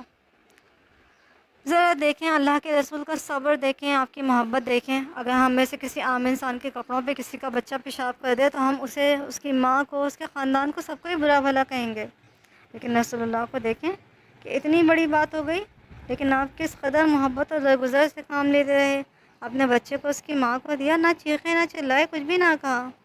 یہ ہمارے لیے ایک سبق ہے کہ ہمیں بھی اسی طرح سے اپنے اندر صبر اور تحمل کی محبت پیدا کرنی ہے، محبت کا وصف پیدا کرنا ہے، بچوں کے ساتھ برداشت اور صبر رکھنا ہے، ننھے منھے بچوں کے ساتھ کھیل کود اور ہنسی مذاق کرنا ہے، ان کے قہقہوں کو، ان کی پیاری پیاری باتوں کو سننا ہے، کیونکہ ہمارے رسول تو یہی کرتے تھے۔ حضرت ابو ہریرہ سے روایت ہے کہ رسول اللہ حضرت حسن ابن علی کے ساتھ جب کھیلتے تو اپنی زبان نکالتے تھے تاکہ آپ کو ہنسی آئے۔ حضرت انس کہتے ہیں کہ رسول اللہ ام سلمہ کی بیٹی زینب کے ساتھ کھیلتے تھے اور انہیں پیار سے کہتے تھے یا زنیب، یا زنیب، یا زنیب۔ بچوں سے آپ کی شفقت برابر تھی، یہاں تک کہ اگر آپ عبادت میں بھی مصروف ہوتے اور نماز پڑھ رہے ہوتے اور بچے آپ کے پاس آ جاتے تو آپ اس وقت تک سجدے سے نہ اٹھتے جب تک بچے خود نہ چلے جاتے۔ اگر وہ آپ کی گود میں بیٹھ جاتے تو آپ کھڑے نہ ہوتے۔ دیکھیں کس قدر محبت ہے رسول اللہ کی۔ ماشاءاللہ ہم کیا کہیں، قربان جائیں اپنے حبیب پہ، اپنے رسول پہ، ہمارے ماں باپ قربان جائیں۔ بس ضرورت اس بات کی ہے کہ آپ کی بہترین خصلتوں سے اور سیرت طیبہ کے ساتھ جو ہم نے اوصاف جانے ان کا ہم اپنی زندگیوں پہ بھی اثر لیں، اپنے بچوں کی زندگیوں میں بہتری لائیں، کیونکہ اللہ تعالیٰ نے ہمارے گھروں کو ننھے منھے بچوں سے رونق بخشی ہے جنہیں شفقت پدری اور ماں کی ممتا کی ضرورت ہے، جنہیں بہترین اوصاف دینے کی ضرورت ہے، اور یہ بڑے اور ماں باپ ہی دیں گے۔ آئیے جانتے ہیں رسول اللہ کی بردباری، نرمی اور صبر کے بارے میں۔ زبردستی کرنا، ستم ڈھانا، کسی کمزور پہ گرفت کرنا یا کسی بڑے اپنے برابر کی پہ بھی گرفت کرنا، کسی کا حق مار لینا، کسی کمزور کو دبا دینا، کسی اپنے سے چھوٹے کو زبردستی چپ کرا دینا، یہ تو ظالموں کا شیوا ہے۔ اور ہمارے نبی حضرت محمد صلی اللہ علیہ وآلہ وسلم تو عدل قائم کرنے اور مظلوم کو اس کا حق دلانے کے لیے دنیا میں آئے تھے، تو آپ نے عدل قائم کیا اور مظلوم کا حق دلانے کے لیے اصول اور ضوابط مقرر کیے۔ جو کچھ اللہ تعالیٰ نے انسانیت کے لیے خیر کا بات آپ کو دی، آپ نے اس پہ عمل کر کے دکھایا۔ اس لیے ہمیں رسول اللہ کے گھر کو بھی کسی قسم کا کوئی ظلم، لوٹ مار، ایک دوسرے کو ڈانٹنا ڈپٹنا، بڑے کا چھوٹے کو چپ کرانا نہیں نظر آتا۔ ام المومنین حضرت عائشہ صدیقہ فرماتی ہیں کہ رسول اللہ نے جہاد فی سبیل اللہ کے سوا کبھی کسی پہ ہاتھ نہیں اٹھایا، نہ ہی کبھی کسی بیوی کو، نہ ہی کبھی کسی نوکر کو مارا، اور نہ ہی کبھی کسی ظالم سے ظلم کا بدلہ نہ لیا، جب تک کہ اللہ تعالیٰ کی حرام کردہ کسی چیز کی پامالی نہ ہوتی ہو۔ آپ نے اس وقت تک کسی سے انتقام نہیں لیا۔ ام المومنین حضرت عائشہ صدیقہ فرماتی ہیں کہ رسول اللہ نے جہاد فی سبیل اللہ کے سوا کبھی کسی پہ ہاتھ نہیں اٹھایا، نہ کبھی کسی بیوی کو یا نوکر کو مارا، اور نہ ہی کبھی کسی ظالم سے ظلم کا بدلہ نہ لیا، ایسا نہیں ہوا۔ یا جب تک کسی نے اللہ کی حرام کردہ کسی چیز کی پامالی نہیں کی تو آپ نے اس سے انتقام نہیں لیا۔ حضرت انس فرماتے ہیں کہ ایک مرتبہ میں رسول اللہ کے ساتھ جا رہا تھا، آپ نے بہت موٹے کناروں والی ایک چادر اوڑھ رکھی تھی، پیچھے سے ایک بدو نے آپ کی چادر پکڑ کے بہت زور سے کھینچی، اتنی زور سے کہ اس کے کھینچنے سے رسول اللہ کے مونڈوں پہ چادر کے کونے گڑ گئے، لیکن رسول اللہ نے مڑ کے اس کی طرف دیکھا تو اس نے کہا کہ اے محمد، اللہ کا جو مال آپ کے پاس ہے مجھے بھی اس میں سے کچھ دلوا دیں۔ رسول اللہ نے اس کی طرف دیکھا اور اب ہنس دیے اور اس کو کچھ دلوا دیا۔ ذرا غور کریں صبر پہ کہ اگر کوئی ہمارے ساتھ ایسا کرے تو ہم کیا کریں گے، اور جب رسول کے ساتھ ایسا کیا تو انہوں نے کیا کیا۔ تو رسول تو ہمارے لیے ہدایت ہیں، رسول ہمارے لیے روشنی ہیں، تو ہم ان سے روشنی کیوں نہیں لیتے، کیوں نہیں ہم رسول کی طرح سے عمل کرتے۔ جب رسول اللہ غزوہ حنین سے واپس لوٹے تو بہت سے لوگ آپ کے پیچھے ہو لیے اور آپ سے مانگنا شروع کر دیا۔ بس آپ ایک پیڑ کے نیچے پہنچے جس میں آپ کی چادر پھنس گئی، اور آپ نے فرمایا کہ میری چادر واپس کرو، کیا تمہیں مجھ سے بخیلی کا خوف ہے؟ اللہ کی قسم، اگر میرے پاس ان پودوں کے برابر بھی نعمتیں ہوتی تو میں انہیں تمہارے درمیان تقسیم کر دیتا، اور تم مجھے کبھی بھی جھوٹا، بخیل اور بزدل نہیں پاتے۔ یعنی رسول اللہ کے تکلیف دہ انداز پہ بھی آپ صبر فرماتے۔ حضرت ابو ہریرہ کہتے ہیں کہ گنوار نے مسجد نبی میں آیا اور وہیں پہ پیشاب کر دیا، لوگ اس کو مارنے کے لیے دوڑے۔ رسول اللہ نے کہا کہ اس نے جہاں پیشاب کیا ہے وہاں پانی سے بھرا ڈول بہاؤ اور اس جگہ کو دھو دو۔ یعنی آپ نے اس کو مارنے، پیٹنے اور سختی کھانے سے منع کیا، اور صبر کے ساتھ یہ کہا کہ اس جگہ کو دھو دو۔ اسی طرح رسول اللہ نے دعوت و تبلیغ کے معاملے میں بہت ہی صبر اور ضبط سے کام لیا۔ ہمیں بھی اسلام کی تبلیغ کے لیے خود غرضی اور مفاد پرستی کو چھوڑ کے رسول اللہ کے اسوے کو اپنانا پڑے گا، ورنہ دیکھیں کہ اسلام دنیا میں نیچے چلتا چلا جا رہا ہے۔ اس کی وجہ مسلمانوں میں صبر، برداشت اور ضبط کی کمی ہے، بردباری کی کمی ہے، حلامت کی کمی ہے۔ اللہ تعالی ہمیں سب کو ان نبی کی طرح بنا دیں جو روئے زمین پہ سب سے بہتر ہیں۔ ان کی برابری کوئی نہیں کر سکتا، ان کے درجے کو کوئی نہیں پہنچ سکتا، لیکن ہم سب ان کی نقالی ضرور کر سکتے ہیں، ہم سب ان کی مثال لے سکتے ہیں۔ ہر شریف اور رتبے والا آپ کے مقابلے میں کمتر ہے، چاہے وہ دنیا کا سب سے بڑا سردار کیوں نہ ہو، لیکن ہر عام انسان آپ کی طرح سے بن سکتا ہے، کوشش کر۔ عبداللہ ابن مسعود فرماتے ہیں کہ رسول اللہ صلی اللہ علیہ وسلم کا حال بیان کرتا ہوں کہ جن کو ان کی قوم نے مار مار کے لہو لہان کر دیا، وہ اپنے چہرے سے خون صاف کرتے جا رہے ہیں اور کہہ رہے ہیں کہ اے اللہ میری قوم کو بخش دے، وہ نادان ہے۔ ماشاء اللہ، کس قدر صبر اور برداشت والا ہے۔ یہ واقعہ طائف سے کا ہے کہ جب رسول اللہ طائف کے لوگوں کو دعوت اسلام دینے گئے اور طائف کے لوگوں نے بچوں کو اور اپنے غلاموں کو پیچھے لگا دیا، انہیں کہا کہ آپ کو شہر سے باہر پتھر مار مار کے بھگا دیں۔ انہوں نے رسول اللہ کو اتنے پتھر مارے کہ آپ لہو لہان ہو گئے۔ اسی وقت کہا جاتا ہے کہ جبریل نمودار ہوئے اور جبریل نے کہا کہ اے اللہ کے رسول، آپ حکم دیں تو میں ان طائف والوں کو ان پہاڑوں میں پیس دوں، لیکن رسول اللہ نے کہا وہ نادان ہیں، انہیں بخش دے میرے اللہ، کیا پتہ ان کی نسلوں میں سے مسلمان پیدا ہوں۔ ماشاء اللہ، دیکھیں صبر اور برداشت کی یہ انتہا ہے۔ اللہ ہمیں بھی ایسا صبر اور برداشت دے۔ اب ہم اختتام کی طرف چل رہے ہیں۔ چلے کھانے کا وقت ہوا چاہتا ہے، رسول اللہ کے دسترخوان پہ چلتے ہیں اور دیکھتے ہیں کہ رسول اللہ کے دسترخوان پہ کس قسم کے کھانے سجے ہوئے ہیں۔ جب بھی ہم کسی بڑے حاکم یا کسی بڑے آدمی کے گھر پہ جاتے ہیں تو ان کے گھر کا دسترخوان انواع و اقسام کے کھانوں سے سجا پڑا ہوتا ہے، بڑے بڑے برتنوں میں کھانا آتا ہے۔ رسول اللہ صلی اللہ علیہ وسلم کے پاس تو بے تحاشا دولت ہے، رزق سے لڑے ہوئے اونٹوں کی قطار ہے۔ اللہ نے آپ کے دنیا کے تمام خزانے کھول دیے ہیں۔ دنیا کے تمام تر خزانے آپ کے ماتحت ہیں۔ آپ کے ماتحت ریاستیں ہیں، خادموں کی بھیڑ ہے۔ تو یہ کیسے ہو سکتا ہے کہ آپ کے کھانے پینے کی افراط نہ ہو، دولت مندوں کی طرح سے آپ کا کھانا نہ ہو؟ لیکن یہ کیا، حضرت انس کہتے ہیں کہ رسول اللہ کے پاس صبح شام کے کھانے میں کبھی بھی گوشت اور روٹی اکٹھی نہ ہوئی، مگر اس حال میں کہ خوراک کم ہوتی تھی اور کھانے والے زیادہ ہوتے تھے۔ یعنی رسول اللہ کبھی بھی تنگدستی اور مشقت کے بغیر آسودہ نہ ہوئے، اور کبھی آپ آسودہ ہوئے تو آئے ہوئے مہمانوں کی خاطرداری میں وہ چیز چلی گئی۔ ام المومنین حضرت عائشہ صدیقہ فرماتی ہیں کہ محمد کے گھر والے کبھی بھی مسلسل 2 روز تک جو کی روٹی سے آسودہ نہ ہوئے، یہاں تک کہ آپ نے داعی اجل کو لبیک کہہ دیا۔ صحیح مسلم میں موجود ہے۔ ایک اور حدیث ہے کہ رسول اللہ کے گھر والوں نے کہا کہ جب سے آپ مدینہ تشریف لائے 3 دن تک برابر گیہوں کی روٹی بھی پیٹ بھر کے نہیں کھائی، یہاں تک کہ آپ اس دنیا سے تشریف لے گئے۔ بلکہ کبھی کبھار تو ایسا بھی ہوا کہ رسول اللہ کوئی چیز نہ پاتے کہ جسے تناول فرمائے اور بھوکے ہی سو جاتے تھے۔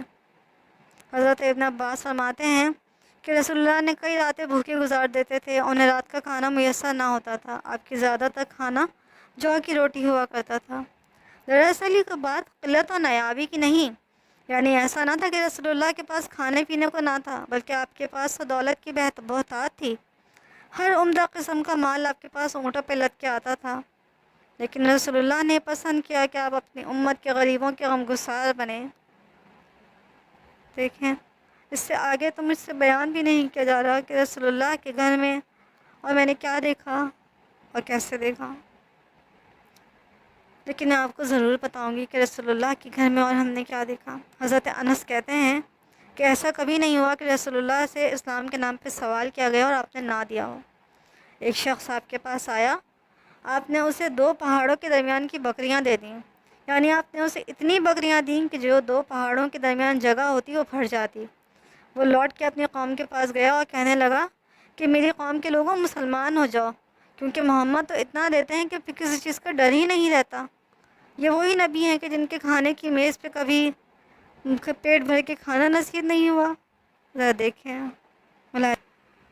چلیں جناب، اب ہم اس اطاعت و فرمانبرداری پہ قائم اور ایمان سے معمور گھر سے کوچ کرتے ہیں۔ رسول اللہ کی سنت نجات ہے آپ کے چاہنے والوں کے لیے، آپ کے چاہنے والوں کے لیے اس میں نشانیاں ہیں، اور ہدایت کے متلاشی لوگوں کے لیے راہ ہدایت ہے۔ نیز اتباع سنت کے معاملے میں سلف صالحین کی کوششیں ہمارے لیے نصیحت آموز سبق ہیں۔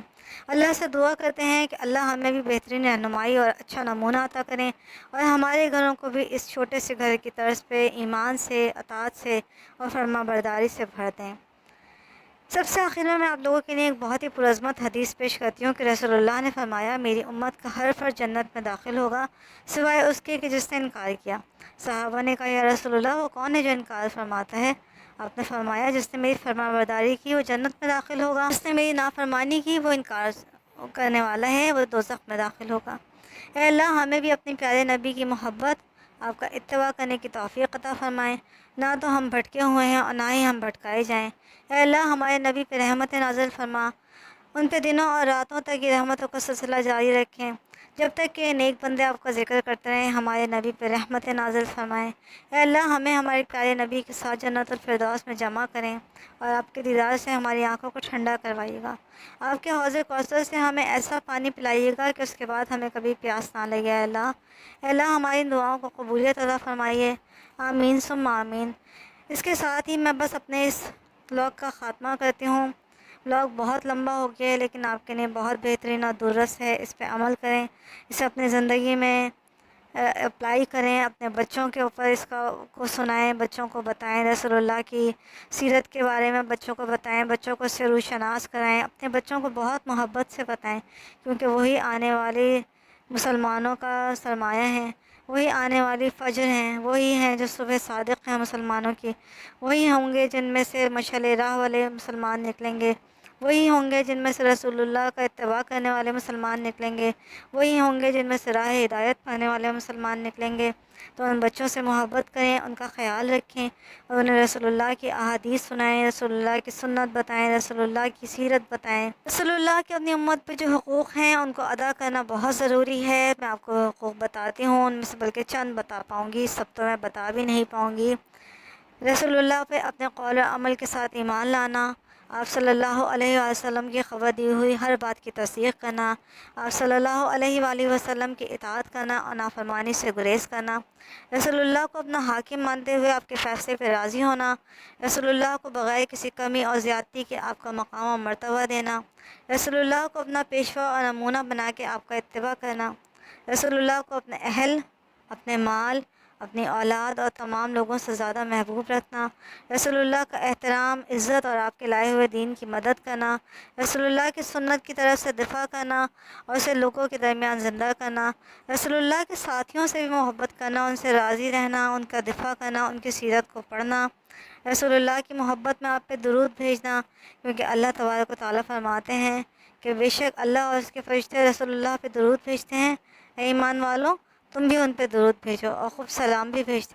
یعنی بس یہیں پہ میں اپنے اس بلاگ کا خاتمہ کرتی ہوں۔ آخر میں کچھ دعائیں پن کروں گی، انہیں بھی پڑھیے گا، اور یہ جو میں نے رسول اللہ کے حقوق بتائے ہیں یہ اپنے بچوں کو بھی ضرور بتائیں، تاکہ آنے والے وقتوں میں ہمارے بچے جب جوان ہوں تو انہیں پتہ ہو کہ ہم کس نبی کے پیروکار ہیں، ان کے ہم پہ کیا حقوق ہیں، اور یہ کہ وہ بہترین اور اچھے مسلمان بن کے دنیا میں آئیں۔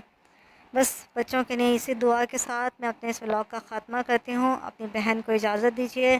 اللہ حافظ اور السلام علیکم۔ اور سب سے آخر میں اپنے آپ سب سننے والوں کے لیے میرا ایک میسیج ہے کہ پلیز میری اگر ویڈیو آپ کو پسند آتی ہے تو اسے لائک ضرور کیجیے گا اور میرے چینل کو سبسکرائب ضرور کیجیے گا۔ اب اجازت دیجیے۔ اللہ حافظ، السلام علیکم۔